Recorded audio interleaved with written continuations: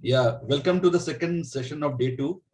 And we are fortunate and we are excited to be with Ritam and Chanpreet. Both of them have been very old friend of mine, and I think Ritam is there whenever and wherever I need any help. So let me introduce Ritam. Ritam actually doesn't require any introduction in Ahmedabad at least, and now in Mumbai also. But still, we need to do this ritual. So Ritam is the founder of India Film Project. Ritam was 21 when he founded India Film Project from his hostel room.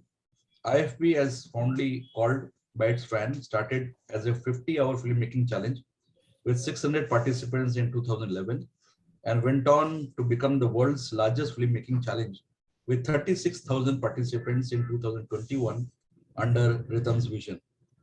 From its humble beginning, IFP has established itself as one of the largest content festival on the planet, participated and attended by more than 75,000 people annually from over 30 countries.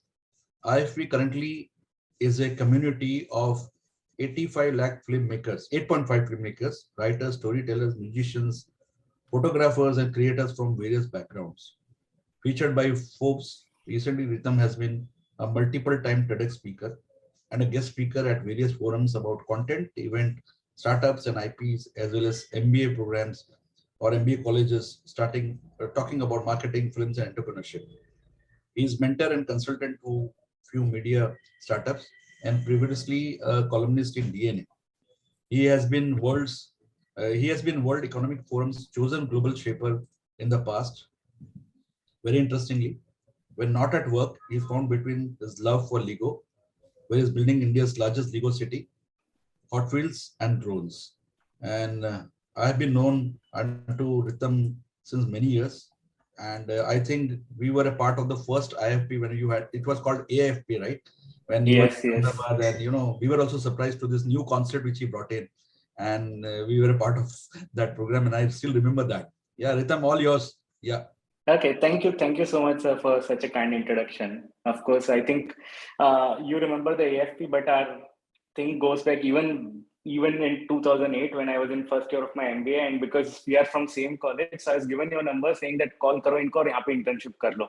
And I remembering calling you up and you saying कि आप अपना CV भेजो, and I remember getting selected in that internship. That was the first ever time that I got selected.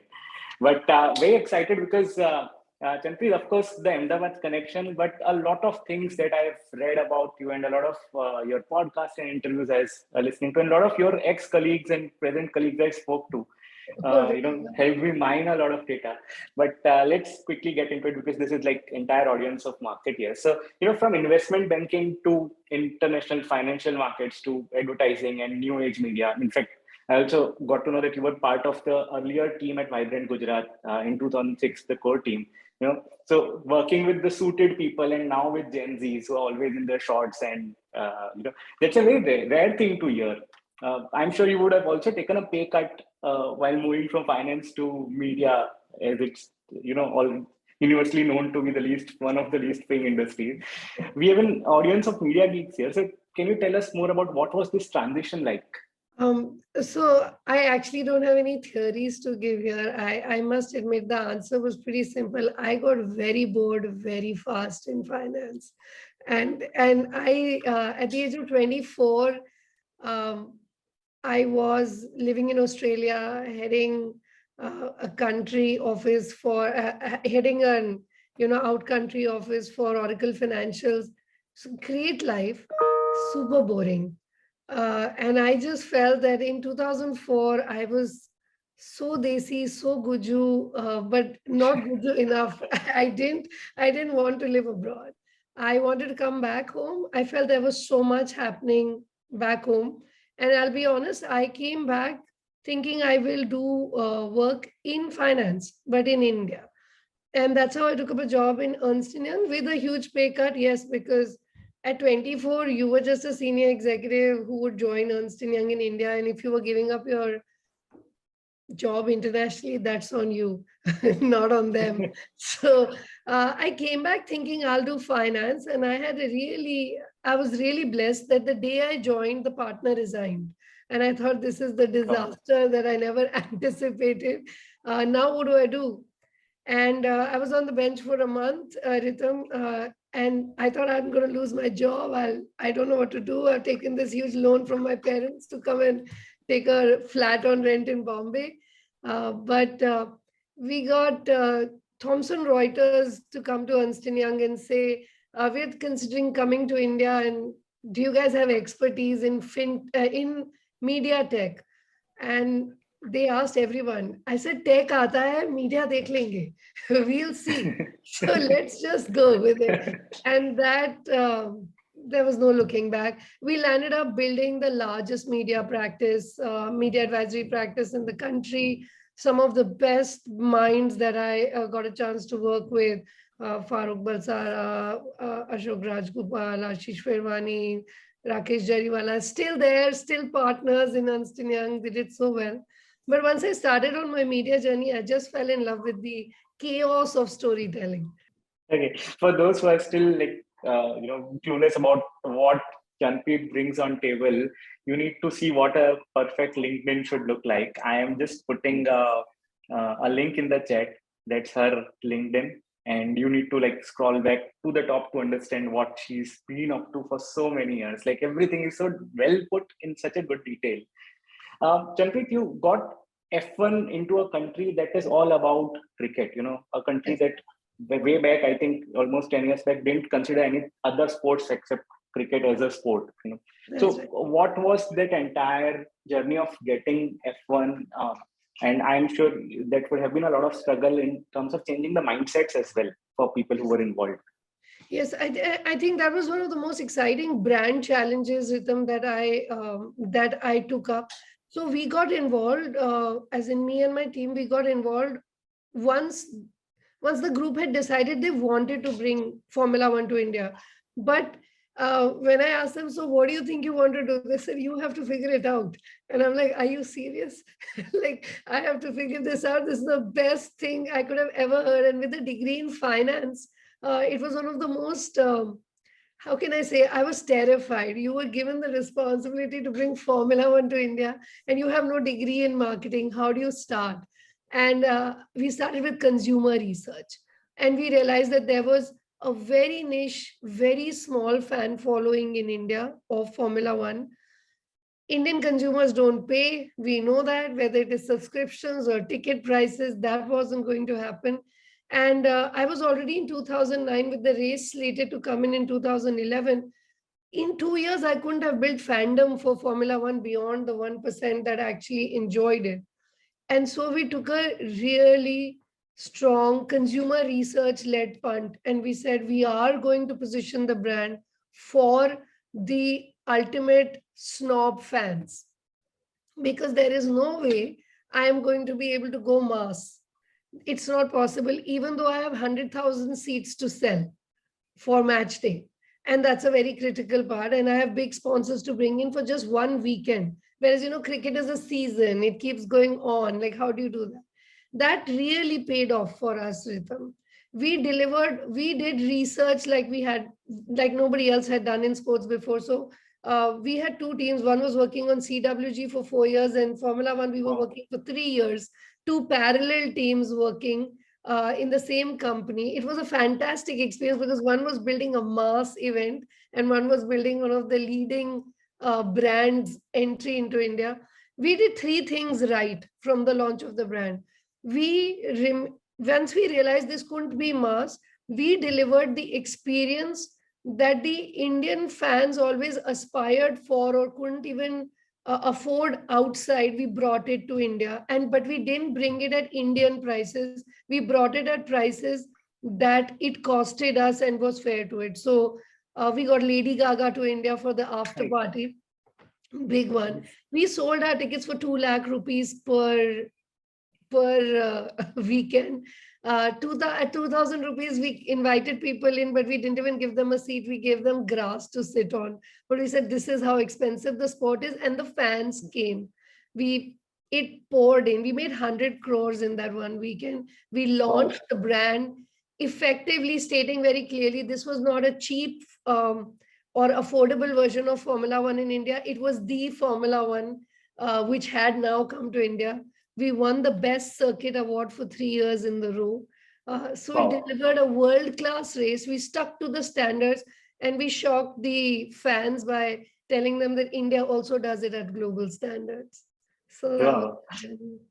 But like you have been used to getting global brands to India, and one of them is your journey with Vice, because practically everyone I spoke to at Vice said that everything that Vice is right now in India, the entire 25 years of global legacy, which had to be taken care of while launching it in India, and yet keep it like a startup in the beginning phase. And you did it so well that still everyone remembers you in spite of you quitting almost 2 3 years back. You know, and I also remember you closing Budex while you were at Vice. And Budex, I think, one of the leading IPs that India has seen in the brand domain. And though sales was not probably your first part of job at Vice, you would have still the Mountain Dew thing that you had done across, which is called Mountain Within.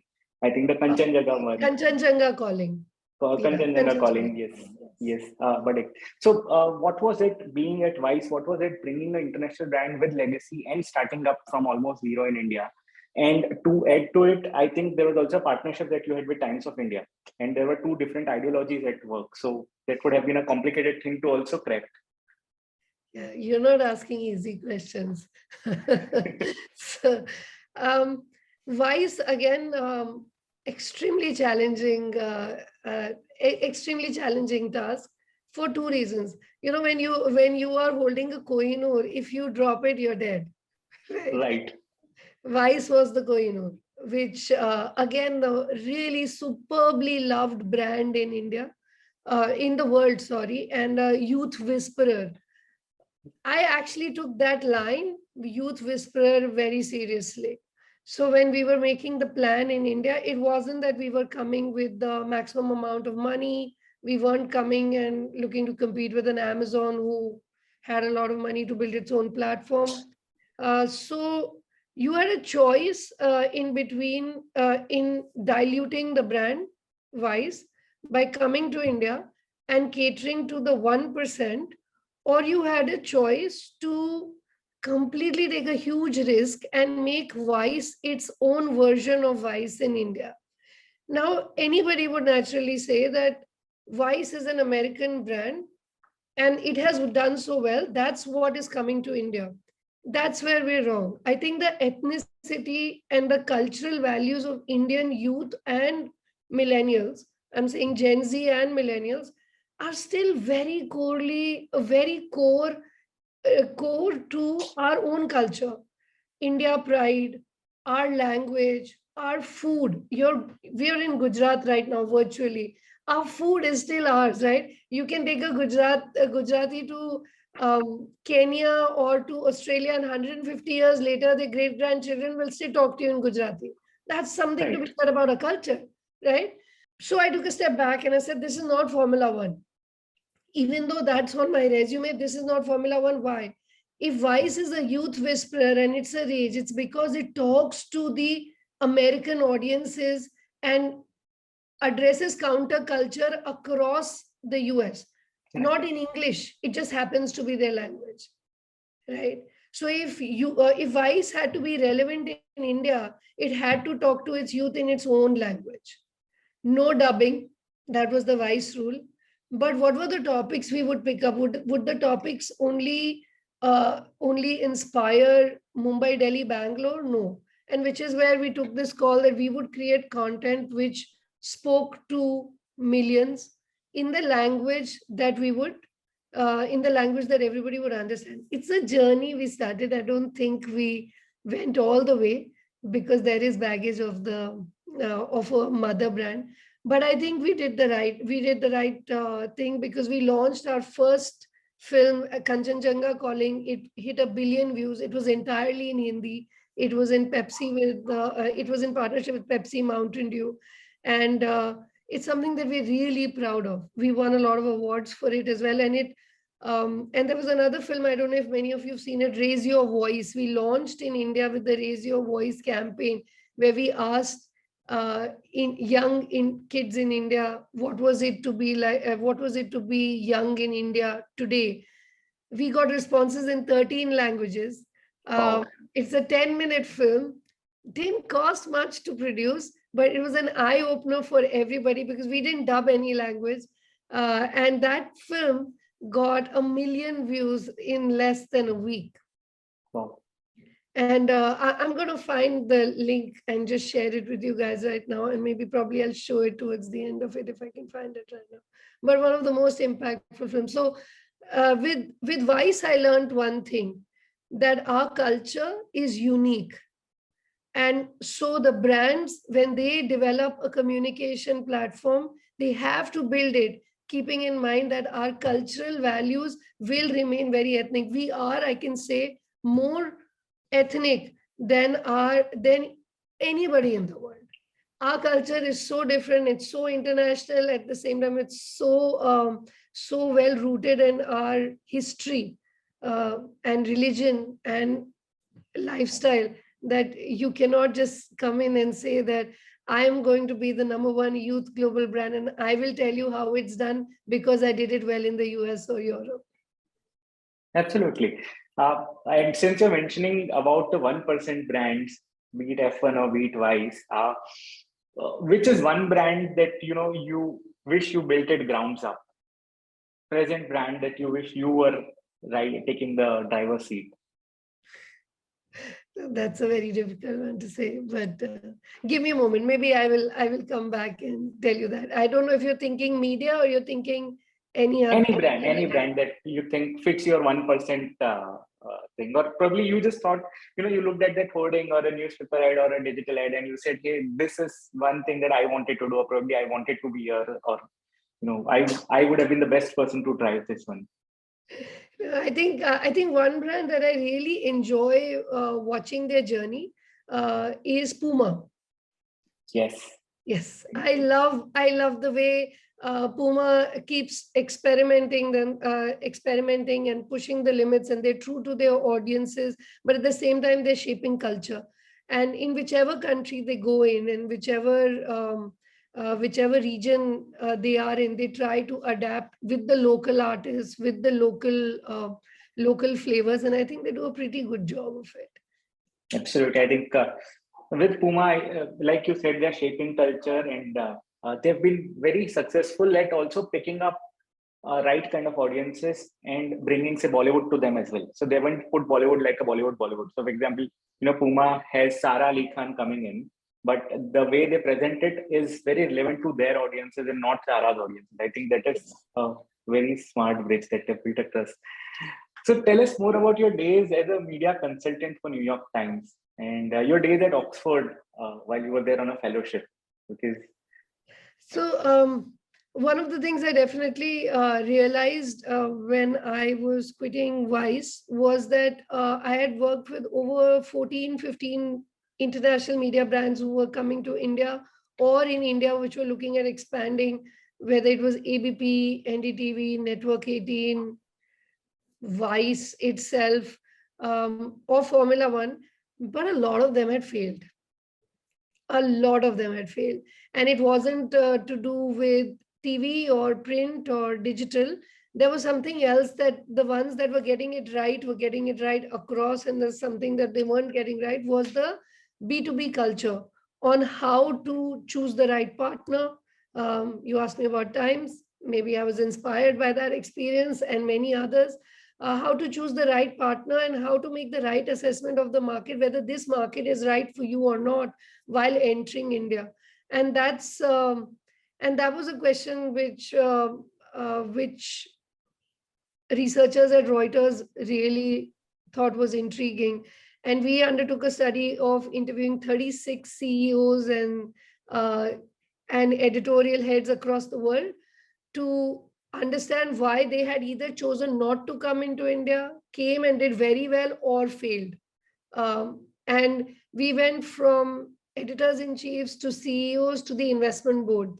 And we found it very exciting. And that journey led me to New York Times, where over a very bratish lunch, I was telling them why they were making a mistake in not coming to India. And they were like, oh, really? Okay, why don't you just come into my office tomorrow? And then we'll have this conversation. And that's how I got the job. It was pretty bizarre as far as I can understand. But I'm very grateful to Stephen Dunbar Johnson, who over lunch took me seriously and then just gave me this opportunity to work with them. So we landed up doing a lot of interesting stuff, including the change of pricing of the international edition for New York Times in India. And it happened just before COVID. And I believe it's done really well for them. There again, the assessment, Ritam, and this is my personal experience, which I'd love the marketers to know. There are, if you want to reach, my assessment is very clear from my perspective, and I could be wrong. If you want to build a mass brand for India, it has to be local. Local in its make, local in its communication, and local in its governance. Whether, whether it's your CEOs, whether it's your partners, who is actually running the company, understands the culture and understands the culture of the business partners as well. Otherwise, you will fail even at concept stage, because a lot of American companies and European companies that do come for international expansion look at us in three filters. Okay. Cheap for production, huge population, and probably that product or service doesn't exist in India. Great. We are very expensive in content production. We are very different in our work culture, and we do not have an ecosystem similar to the Western ecosystem of work. If we don't understand that, what tends to happen is suddenly a company that has seen high profit margins and low volumes is really shocked by large volume and no profits. And fundamentally, those business models are different and they don't work. So even with New York Times, we were very clear. They were not interested in creating an India edition at that time, right? Which is perfectly fine. So you're aiming for the top 1%. So now let's just focus on how to get that 1% right. There's no need for India edition at that time. Right. And I think it is like you said, it's a call that just pulled off very well during the COVID times for them. Absolutely. And I think the culture usually shapes in a pyramid. So the top 1% is where the culture shaping begins, and then it rolls down to a larger audience. So I actually think I don't agree with you, Ritam, over there. As a marketer, I don't agree with you that is the early adoption curve. Yes, right. That there is a product or a service. Let's say OTT. Okay, that in the OTT business, we'd say, okay, who were the first ones to be cord cutters? Those very cool, funky people came and said, oh my God, I'm only on OTT and I'm not doing this. But that is not the product that has become mass today. A Netflix at 699 rupees per month is not the product that has become mass today. Today, the product that has become mass is the complete free service that is being offered by telcos by bundling, right? The complete localization of content on OTT. In India, to build a mass brand, you need local content, you need local communication, you need a complete local management to be able to do this, not just in media, but anywhere else. That 1% of every country, including India, consumes in a very similar pattern. There is no doubt about it. So your consumption pattern and somebody in London and somebody in New York is similar. It is never going to affect the consumption pattern of your of somebody who works at a store and actually shares his password with his friends so that they can consume maximum entertainment at lowest value. So you're saying that say 1% remains constant throughout any country and any culture? Absolutely. And this is a research that we have been looking at even way back when I was with Ernst & Young. That was the first time we had realized this, that why was it that BMW was coming and opening up in Ludhiana and in Chennai and Bombay and Delhi, okay? But why wasn't it coming to Ahmedabad? That was a surprise for us. And we realized there's a concentration of that 1% in these top four cities, and they are behaving in the absolute similar way that somebody in London is behaving. The where they spend money, how much they spend money becomes constant. So it's not the actual amount, but it's your percentage spends is the same. So the moment you're in the top 1%, your actual television content consumption went down because you had money to go for concerts. You had money to take international holidays. Right. If I take COVID out, if you were traveling every year to Europe, let's say, let's do a show of hands. How many of us were traveling every year for an international holiday? That would be the same for anybody in New York or in London. You are not behaving, you are not taking a holiday to Varanasi. You may be, but what I'm trying to say is that Yes, that got it. was not the family holiday that you had promised your children. And that realization has remained. So that 1% is not your similar as your theory of early adopters. Very different. Okay. I think fair and makes sense, and has also done a paradigm shift in my understanding of how, the 1%. Typically, I thought 1% is the pyramid, and these are the people at the top. But now I get it, what you're trying to say. Yeah, so early adoption is a curve where enthusiasts will come and try. So I would say that I am a tech enthusiast, and so anything new in tech or in virtual reality is something I want to try, even if it's inconvenient. And by the time it actually becomes convenient, and because I was one of those early adopters, maybe I'll be like, hey, I've been trying this for 10 years, or organic food. You and I may have been having organic food for 10 years, but only when it becomes affordable mass in communication will everybody take it. Absolutely. And, while we were having this conversation, I realized that, multiple times that you mentioned Gen Z, and the kind of brands that you work with have also been a very Gen Z focused brands, and Gen Z is very different because they are very digitally native. Yes. And digitally first generation, just something that we keep on talking about at IFP's offices. Every time there's some content production which is happening, Gen Z loves K-pop more than Bollywood. So every time we have to rethink our strategy, saying that, hey, with films, let's talk about more Korean cinema than Indian cinema, because those people typically stay away from Bollywood. And a lot of people in this room who are now going to encounter Gen Z, because all your businesses, all your revenues, all your marketing is going to happen on those people. Tell us more about your understanding of what Gen Z is, and how do you market and cater to this audience? Okay, so let me break this down into, first, why is Gen Z important? The average age of India right now is less than 28. Okay. Yes. Today, and we will remain 28 for yet another year, or maybe 27, between 27 and 28. We are a young country. Today, Gen Z, which is people who are under 25, are the largest cohort in the world. Okay. You have about 300 million plus kids who are in Gen Z in this country today. That is why it is, first of all, relevant to talk about them.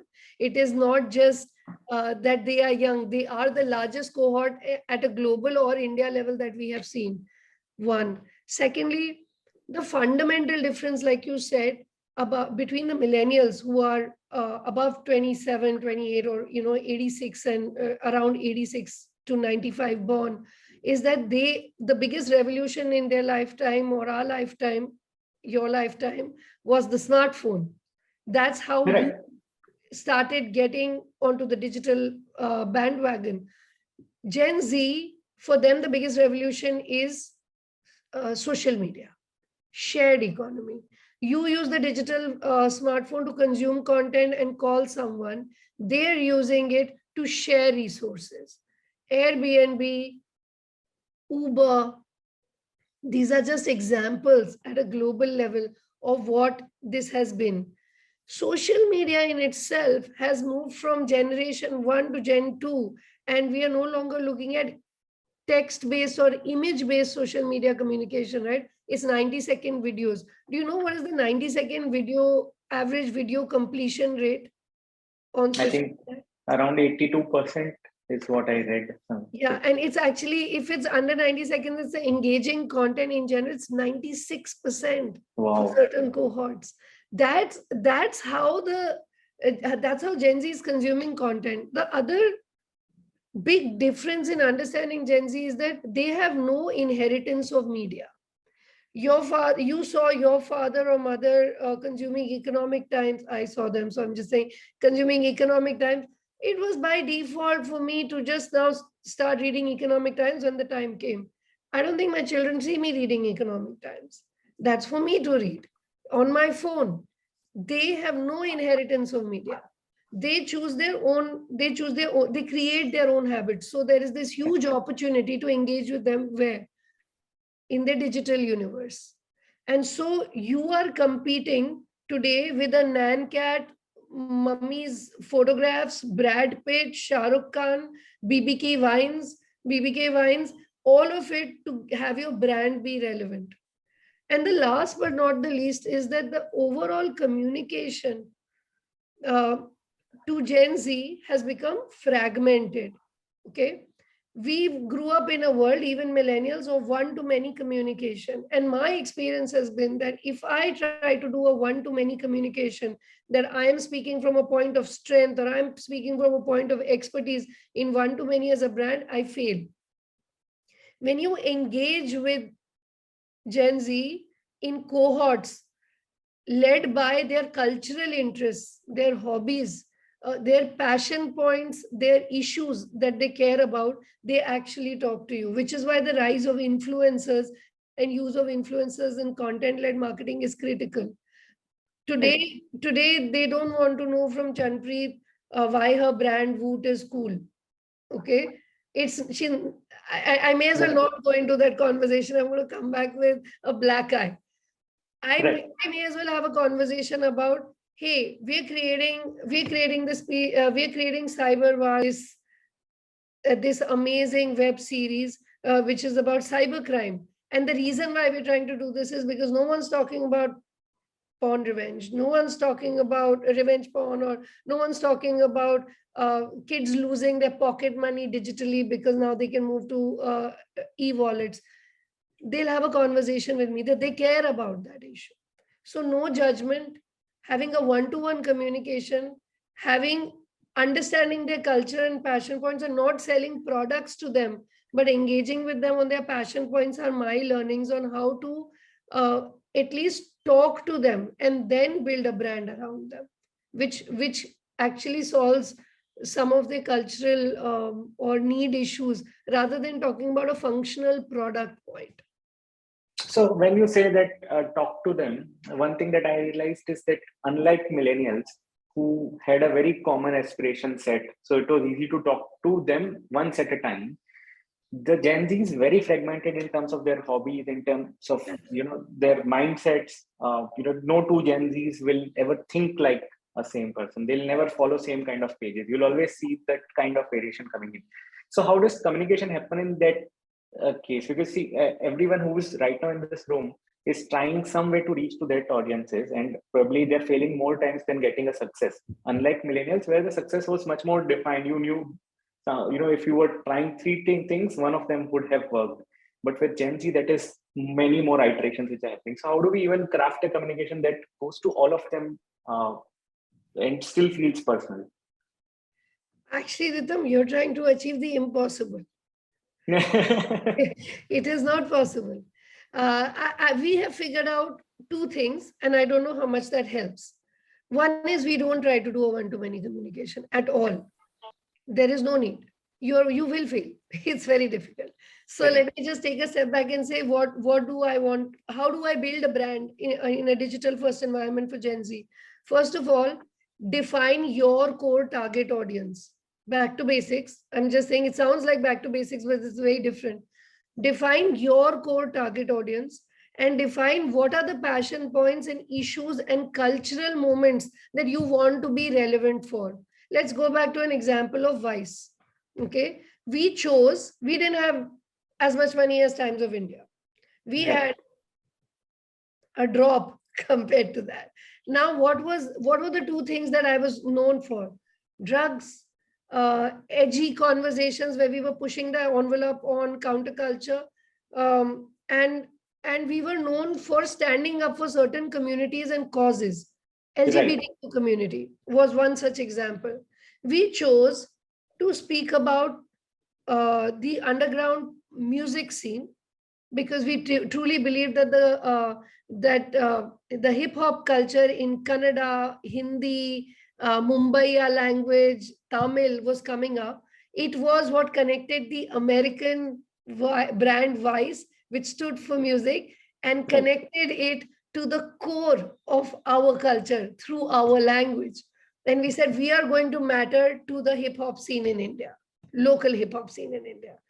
Two, we were going to stand by the LGBTQ community of India, even though the Section 370 wasn't decriminalized by then. And these were two pillars that we took of our strength. And we said, anything that happens to this community, they will know we are here for them. Okay. And we did it. The content that we created for hip hop or for LGBTQ community, eventually when the time came, Ritam, when Section 370 got decriminalized, suddenly every brand wanted to associate with us, but we were putting our money where our mouth was. We were creating content, even though brands weren't associating with us because the law wasn't in favor. But we believed that community wanted to had more respect for us because we stood by them. And so you're not just creating content so that I get advertisers and so I can engage with them. You create content because you want to engage with that community, you want to stand for them. And then entertainment happens, engagement happens, even events happen, and brands come and it becomes a profitable business. So if we take a step back, what did we learn from this? For us, first, define the need. In the digital environment, you can't have a product or service and then say, what need will I solve? First, you define what is the need that you are solving for your customer, who is your customer in cohorts, what matters to them, what are their passion points, and why will I be relevant for them? And then you build it from there. So please build your communication for communities, not for individuals or at large. Gen Z, there was one mantra, one of my friends told me, we are divided by age, united by interests. Interest-based marketing is another success that we have seen. So as Viacom, OTT, Voot, we have first-party data. Every user is registered. You work with premium platforms such as us, we actually allow interest-based targeting. Okay, who are these people? They are only interested in romance. Who are these people who are interested in news and investments? Go with their interests and it works. And we see very good results in that. Okay, but that would still mean like a lot of effort to even do one-to-one for our small brand teams. Say, for example, local brands that come in, who have one person who needs to speak to this huge audiences and who have varied interests. So, to pick one interest and to even get people to talk about it, I think, doesn't that become like too clumsy of an effort? No, you are underestimating that. Okay, let's just take another example of a brand, Bira. Everybody, I know we're in Gujarat, we don't talk about alcohol, but outside where I am, we do talk about Bira. Bira was taking up cudgels with Budweiser. Right? Budweiser had big budgets. Bira was a challenger brand. They stood for two things. They stood for chili because they believed India loves chili food across the country. And second is they stood for local hip hop culture because they felt that they can't compete with Budweiser on big hip hop. Now, what did they do? They took a third thing in. On the basics of chili and then hip hop, they started creating events and experiences and amplifying them with media. The role of media is very big, but they stood for something. They created Bira Fool's Fest, April Fool's Fest, got the local artists on stage, created a massive event and amplified it with content across the country. What did they deliver? They wanted to be the cool Indian brand available, right? You may not be listening to hip hop, but they're entertaining you. They're not trying to sell to you that this is Bira, a Belgian imported beer. Now it is made in India. But they created that perception that it was premium, very Indian, and they did it with media. 1 rupee in content investment and 4 rupees in media amplification. If it's a content-led investment, works. I can debate with you till the end of the day. It works. You have to think the whole life cycle through, but it will work. You don't. It is not. I am not a hip hop fan. I want to break that bad news to everyone. And I struggle to listen to Blackpink, but I do. I work every Sunday. I meet 13-year-olds and I take notes on what music they're listening to. If I have to talk to them, I have to talk to them in their language. You may not listen to Blackpink if you're 13 necessarily in Gujarat, but if you are 13 today, you know what Blackpink is. I don't need to explain it to you, right? And if I am choosing to create a line of garments which focuses on teenagers, if I take a line of fashion which is hip hop inspired, that may not sell, but my point would be communicated loud and clear. Absolutely. So what is that one Gen Z trend that you absolutely love? Gaming. I absolutely love it. I think that is the one trend no marketer should underestimate. Hip hop still had a cost barrier to entry. Right. Gaming has no cost barrier No to cost entry. barrier. And And this is going to be one of the biggest revolutions which has already started in the way we market, in the way we talk to them, in the way they consume content as well, and the way it shapes their decisions. I think that's where a lot of brands are now putting in their money as well. Yeah. Every third brief that we get is about gaming. They want to do something with e-gaming, to tap people when they are most engaged in. Yeah, no, absolutely. We've been doing trials. Voot has recently launched its beta app, Voot Shorts, Yes. on Android. It's a 90-second and shorter premium video platform. It's going to get integrated in Voot as well, again, catering to the 13 plus audiences. And we're launching casual gaming in May. So absolutely, even as an OTT platform, it's not like we are resting with, hey, we can show you web series and we are done for the day. No, it doesn't work like that. The innovation has to keep coming. But it's tough. Yeah. It's every day you wake up and you're like, now what's new? And I'm not 13, unfortunately. I wish I was. So. Which is another difficulty because I meet a lot of brand managers who are millennials, and they typically feel this huge generation gap while they're, especially people, for example, say Budweiser. So they're targeting people who are just turning 21. And the brand manager is 35. How do they even understand that audience? It's like they tell me, we are 3 generations apart. Yes. So, you can't. And I'll be honest with you, the guy who designed the Budex logo, he presented it to us. It was in Hindi. And his idea was, and we did it, we got a best bus and we put Budex logo on it in Hindi with full on lights. I'm like, dude, I can't even think about this. It was his idea to then go, another guy's idea to then go ahead and make the entire festival plastic free. Okay. Yes. And then a third designer, a part of our team, who created a quiet room for women for their safety, okay, or for anybody who was not feeling well, with egg trays. This is happened, and this was all done by 26 to 28-year-olds. The only answer is to, it's not one-to-many communication. I'm going to be very candid. One-to-many communication in the brand. It's also how we see the younger generation. If we treat them as equals, give them an opportunity to come into the room in your boardroom, in your blue sky meeting, and give them the opportunity to speak, you will be surprised at how your entire brand communication will change. So I assume that you keep working with a lot of Gen Zs in your team as well, Yes. And that there are this constantly changing work trends which are coming up, and the way Gen Z looks at jobs is very different than how millennials look at jobs, Yes. So any one learning that you had while working with Gen Zs in office,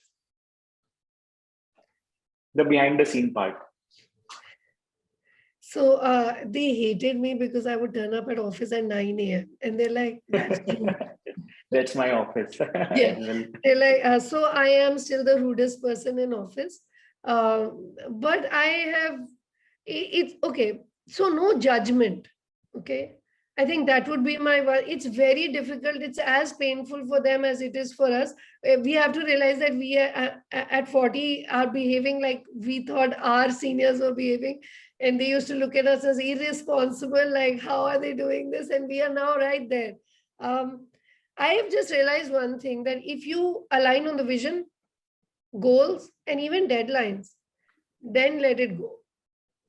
okay, then just let it go. We made our office pet friendly. We even served beer at the office post 6 p.m. for everybody to come. If in fact made our clients come to us rather than us going to the clients, which is to say everything to everyone. But we delivered. In 18 months that we were there at Vice, or the 10 months that I've been at Voot, even in a virtual environment, I feel like if you respect the other individual and accept that they are different and we're both trying to get to the same goal, as long as you have trust in each other that you get to the same goal, it'll be okay. But will it be painful? Yes. And do not expect them to come at 9 a.m. Well taken. A lot of people are going to apply for job right now at Voot now.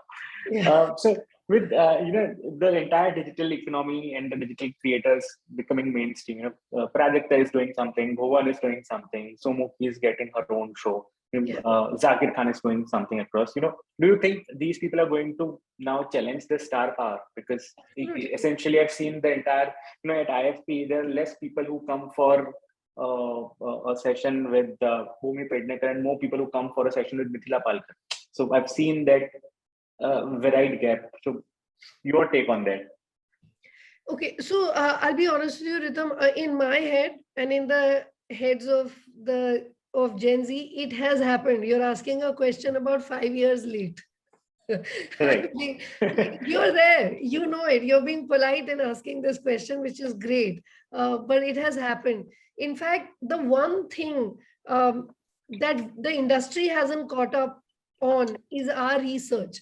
In fact, I don't want to mention that I've actually started an outreach program with the research agencies in the OTT industry to say you are not doing the right level of research. And we've, as knowledge sharing, we are only focusing on what web series have launched. We are only focusing on what movies have launched on OTT. And I disagree. Today, OTT has become a second screen, an alternative, the true alternative, or probably the first port of call for many young people. For them, content is content. In your head and my head, it's a web series. In your head and my head, it's a movie that didn't release in theaters but came on digital. Right. There's no difference in the mind of the consumer. So Sumukhi, Zakir, Bhuvan Bam, for them, they are content creators and stars. In your head, it is that they are smaller or bigger. This is a fundamental myth that needs to go. In fact, the way we are doing consumer research now, and we are realigning our org, is to say, can I pick up the top 10 before anybody realizes that this has happened? And can I integrate them into my content stream? I'm only interested in what my consumer is watching. I'm not interested in my perception of what the consumer should watch. Right. So yes, absolutely. This is your new casting couch in a very positive and democratic way, if you please. So since you're talking about your organization, with Voot, I think Voot has gone quite a journey now. And I think it's very visible that there's also some kind of repositioning which is happening. Yes. So where does Voot fit into the OTT ecosystem now, and what do the next 3 years look like for Voot? Thank you for asking that question. So Voot started in 2016 as the AVoD platform, television VOD platform for Viacom. And at that time, it was the first in its space. Since then, it has done a lot and has gone through change of management and a lot of repositioning. But I can tell you that it's here to become the foremost player in family entertainment for Indian audiences.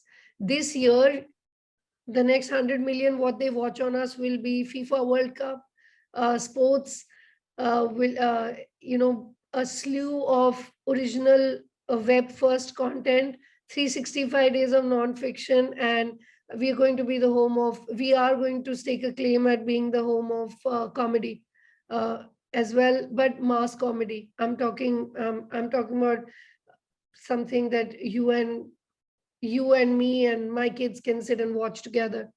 We are innovating on formats. Like I said, short video format app has already been launched, gets integrated. Voot Kids has been around and will continue to be a separate premium app. But Voot Kids content is going to also see a comeback on the Voot app with enough safe guardrails as well. So we are all set to become a multi-genre entertainment platform, way beyond simply being a TVOD catch-up from Viacom 18. Okay, and how does the revenue model work for Voot currently? And probably, is it also changing along with this entire repositioning? Absolutely. So we are till 2020, Ritam, we were a fully free service, AVoD service. And in 2020, we launched Voot Select, ably run by my colleagues. And it became one of the fastest growing paid platforms in the country. And this will be a dual strategy of being a freemium service. There will be a lot of content that will be in front of the paywall, like comedy, like fiction, non-fiction as well. But there will be certain content like live sports, Right. premiere launches of movies, which will all be behind the paywall, as it should be. But will all of it be ad funded? Yes. Okay, and I think like Viacom is betting big on La Liga and a couple of other stuff as well. Yeah, so soccer is one of the. We are the home of soccer. Carabao Cup, La Liga, League One, Syria, and now FIFA World Cup. We even have the ATP Masters. Right. We have NBA, Badminton World Championships, and also WWE.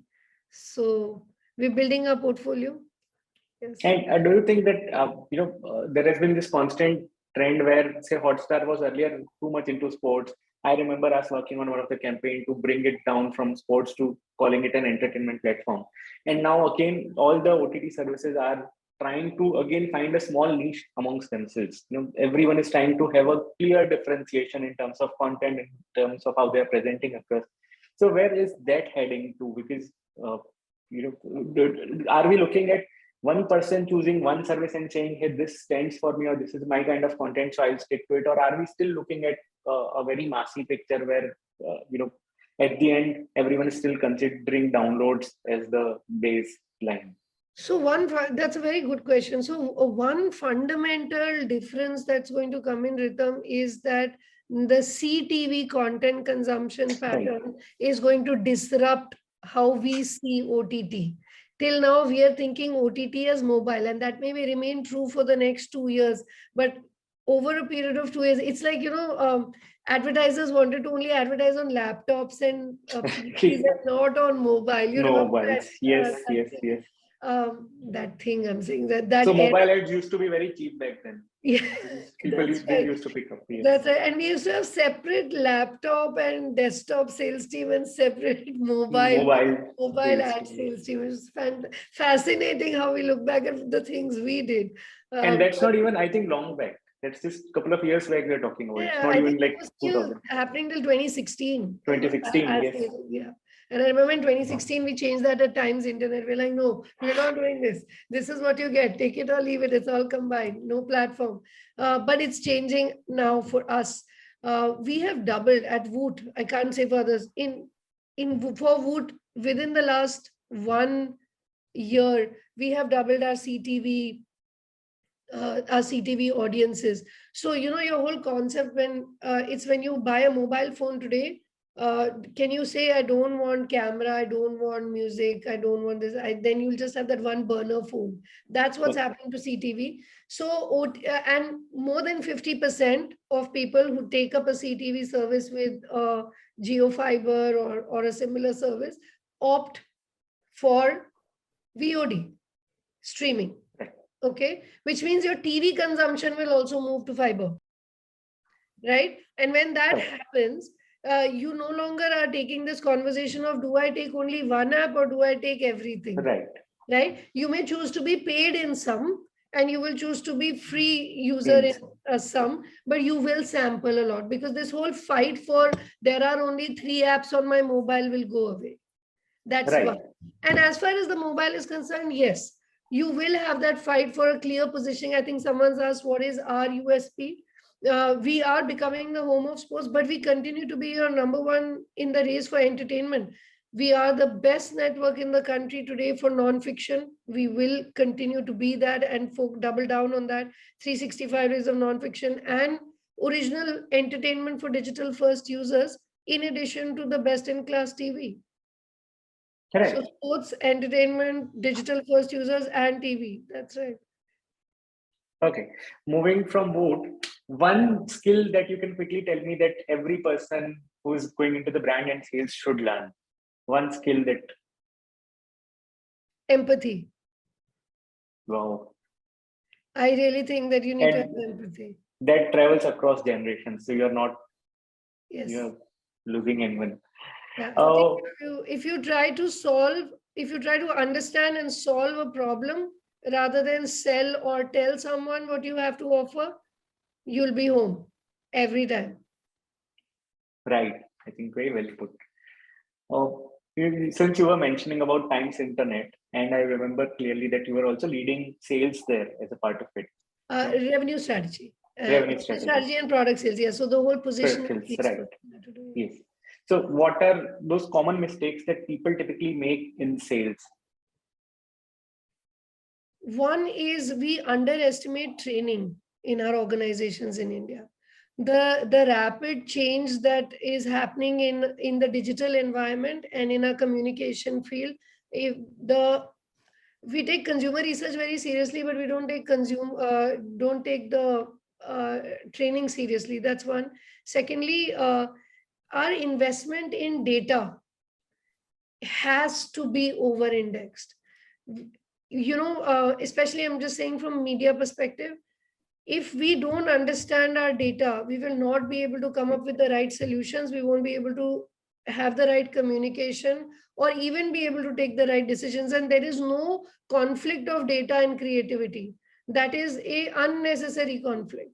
We no longer can say that content is king. Content and product is king. And for that, you need data. See, consumer research traditionally used to be, it takes me a year or 6 months. Now you can do consumer research of 80,000 people in less than a week. Right. Okay. I think consumer research, training for our resources, and having a unified vision of the problem that we are trying to solve for amongst all departments of the company is critical. Like my ad operations head is a lovely gentleman. I've given him a user retention target. He's like, how is this my target? Say you show too many ads, we lose users on you. Okay. Right. My users is your users. So it's cross-departmental targets is very key. As the organizations grow very large, they tend to have their own view. Every department has their own view of their problem and KRA that they're trying to solve for. But the common truth is the common truth. That has to remain. Right, absolutely.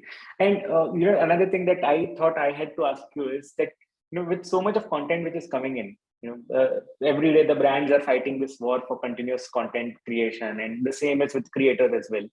We have, to an extent, in my head, we have moved to an era of content overload. Like there is, every platform, every media, everyone is fighting for your attention. And probably till now, we haven't even spoken about how it's going to affect our mental health, our behaviors, our productivity. Where do you see this going on a very personal scale? Because you have been in middle of this entire content. Like a lot of people, Harvard calls it content pandemic. It's true. It's true. But there are two things I'd like to tell you. One is quality will win. It has always won. Volume is not going to win. Okay.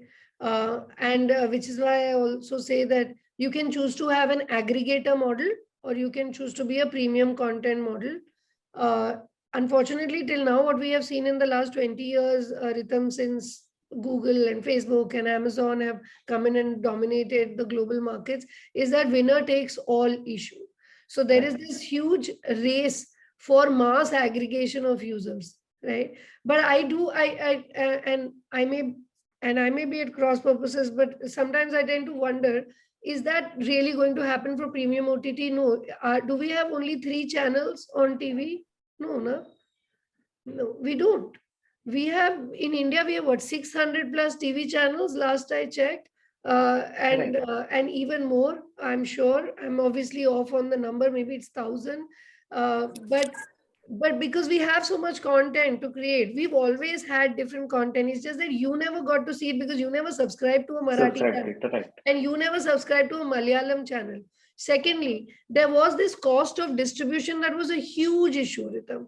I was a part of the team that worked with TRAI to write the cable digitization policy. Okay. And I remember the amount of carriage fee that news channels had to pay to cable distributors because 60 channels would hit your home. Right. Till now, your destiny was controlled by someone outside. Today, you're seeing a content explosion in your house because today there is nobody controlling it. Now, the responsibility is on you. You have grown up. Now it's up to you. Do you want to do it? And that is a part of growing up and adulting. That is a question only you can answer. So that's my answer to you on both counts. Okay. Any skill in pandemic that you learned? Cooking. Like people cooking. Okay.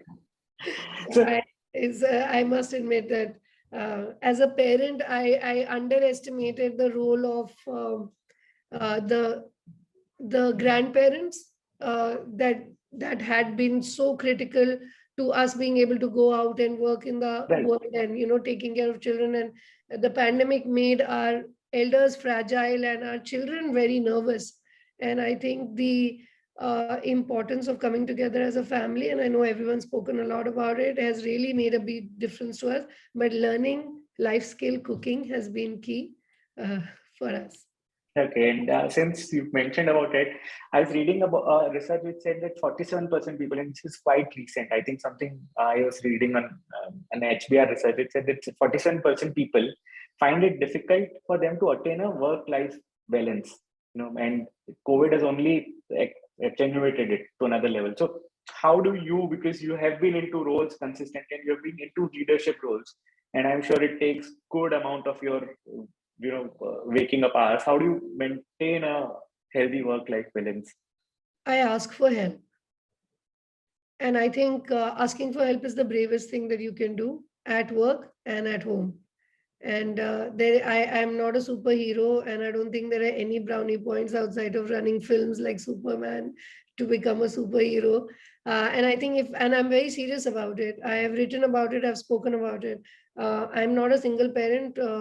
Neither is my husband. We take equal responsibility for bringing up the children.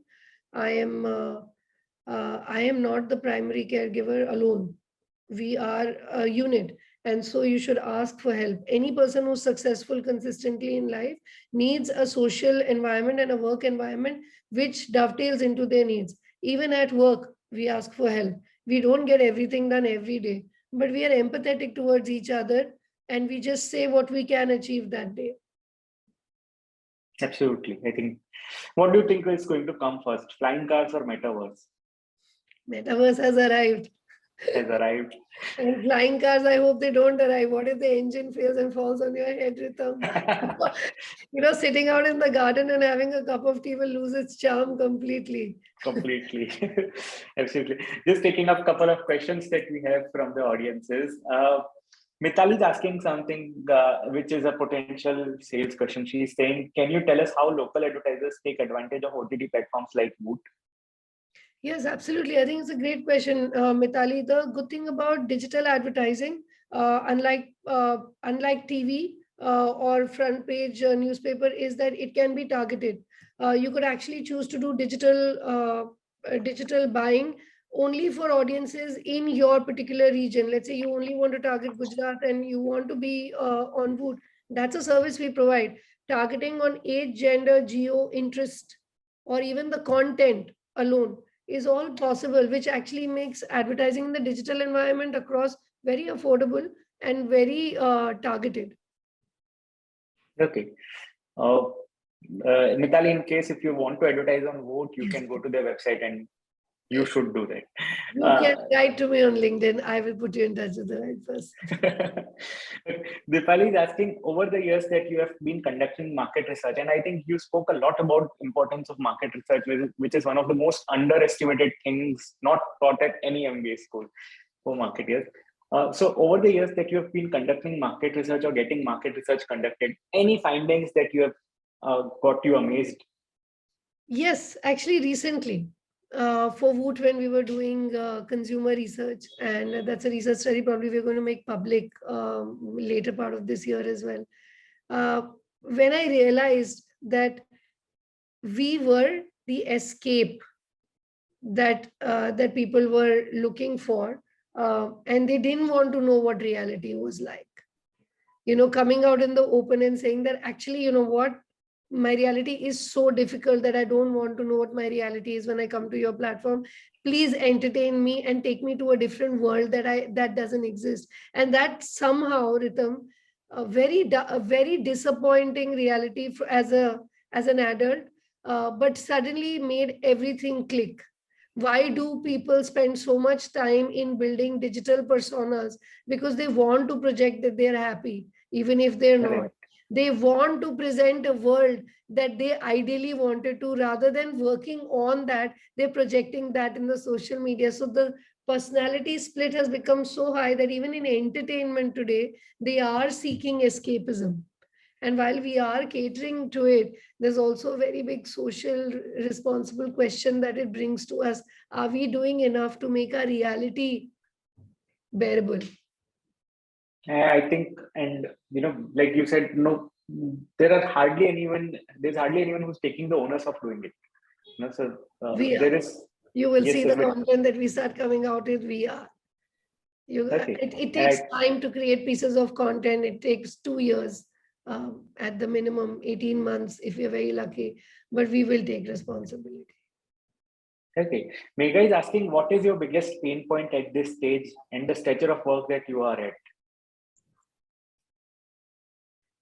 The scale at which we want to grow vis-a-vis which we are growing, I think, is our biggest pain point. Isn't that a universal thing? Like, it is true. It is true. But I definitely think that one thing which I'm very passionate about is that our education, what it is getting us ready for vis-a-vis the skills that we need. I see that skill gap widening dramatically. And one of the things that we are doing, Ritam, I am doing it personally, and I'm helping my org do it as well. I teach every year at multiple organizations. I teach specifically now. I've taken on the responsibility of being adjunct professor as well. We want to create systems, courses, curriculums, get practitioners to education institutions so that we can actually help scale our industry and bring innovation in our industry, attract the best talent to media and marketing, which we are not necessarily doing. Right? If you want to really solve that larger issue and grow at the scale and have indigenous brands, see scaling heights, we need to invest in innovation. And Gujarat is the best place, the shining example of what it takes. The philanthropy in Gujarat is something the whole world should emulate. No other place in this country do we see so much philanthropy for education. And that's one of the learnings I have taken. So if we really want to solve our problems, that is, investment in education is what we should be doing. Okay. One last question that I am taking is, Taiwo is asking, are you or your organization concerned about the proliferation of Western and global content and the influence it may have on local culture and tradition, looking at it from a social responsibility point of view? I don't think I can take I'm the right authority to answer whether it will, from a social responsibility point of view. You have access to the content, Taiwo, yourself in any case. Do we have strict S&P rules in place to make sure that we are not crossing the line? Yes, we take it very seriously. We take age gating very seriously. We take understanding our consumers very seriously, which is why Voot Kids was created as a separate app altogether as well. Right. And now that we are even considering getting Voot Kids content back on the platform, Ritam, I can tell you, I've been at war with my product for 6 months, and they said, till we don't get age gating right within Voot, even though we have logged in user data, we will not put kids content on Voot. So we take it very seriously. Yes, it is our responsibility. But do you have access to the content in any case? Yes. So you are your own responsibility. So if you choose to go consume the content, that's on you. Does it have a en masse impact on our culture? Yes, it does. It is. None of us are wearing a sari or a kurta pajama right now. I can champion that, because for whatever content we host across OTTs, Voot ka SMP is where we get blocked most of the times. Like my editor says, Voot pe ja raha hai, to mujhe 2 din chahiye. So for me to get it done. That's really nice to know. Devang is saying, would Metaverse have its own OTT channels? Any last tip on that? Are we too far to have that discussion? Yeah, I don't know whether that'll happen, but will our characters, start engaging with you in Metaverse? Yes, for sure. We are already considering that. No. Thank you so much, CHANPREET. I think Thank you. This was a lovely Sunday morning conversation. Something that you wish every Sunday, once you're done with the newspaper, you would want to have these kind of conversations across. And thank you for adding so much of value to not just us right now, but also through our life, through multiple brands that you have built across. I've been like, one thing that I have to thank you is for getting Vice to India. Lovely team to work with, lovely content that comes in, so much of, and like you said, it does make a change in, in shaping our culture, because I see how Vice has opened up conversations about a lot of things that people didn't do openly, and probably wouldn't have happened if it was there. And multiple organizations that you played key role, and here we are. Thank you, Sanjay sir, for first of all inviting CHANPREET and making this happy morning for us. Thank you so much, and very enriching. And I should very proudly say that 20 years back when I met CHANPREET, and what I've seen her today, there is a huge growth of her intellectual inputs and experiences, right? So we are delighted at Brand Club, as well as personally, I am also delighted to have you and learn a lot from you.